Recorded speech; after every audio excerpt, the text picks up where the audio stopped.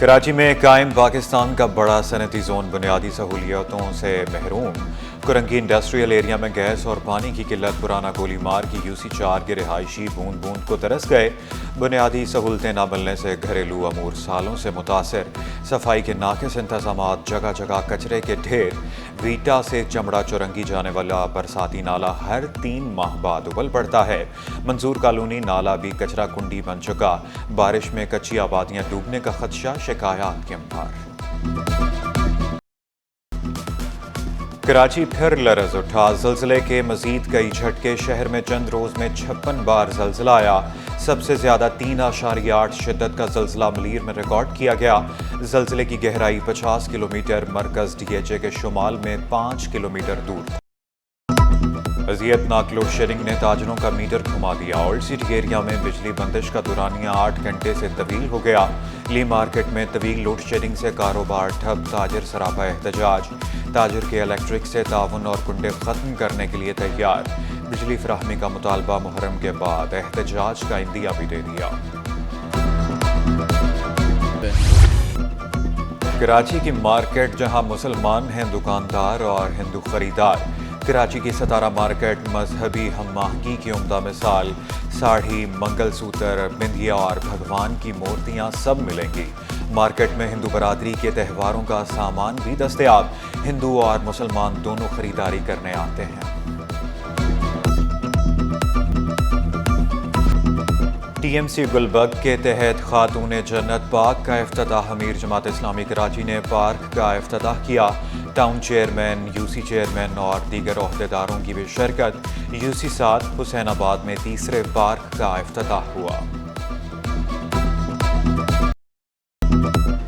بنو قابل امید سے یقین تک کا سفر، تقریب تقسیم اعزازات۔ امیر جماعت اسلامی کراچی مہمان خصوصی۔ کہا بنو قابل میں 50,000 طلباء پاس آؤٹ ہوئے ہیں۔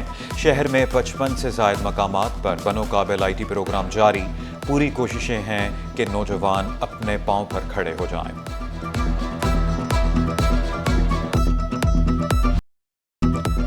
پاکستانی نوجوانوں کے لیے ترکیہ میں تعلیم حاصل کرنے کے مواقع۔ ترکش ایجوکیشن ایکسپو میں اعلیٰ تعلیم کے لیے ایک چھت تلے رہنمائی۔ نامور ترک جامعات کی شرکت، طلباء کو داخلے کی دعوت۔ کونسل جنرل ترکیہ جمال سانگو کا نمائش کا دورہ۔ کہا ترکی مصنوعی ذہانت میں بہت آگے ہے۔ ترکیہ میں پاکستانی طلباء ہمارے مہمان ہوں گے۔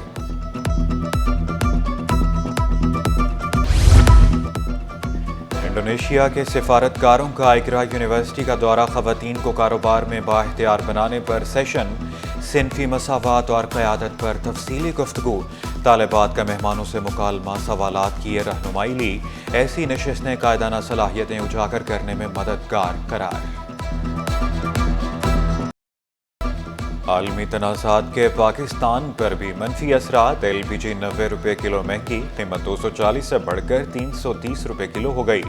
سردیوں میں صورتحال مزید سنگین ہونے کا امکان۔ حکومت سے فوری اضافی گیس درآمد کرنے کا مطالبہ۔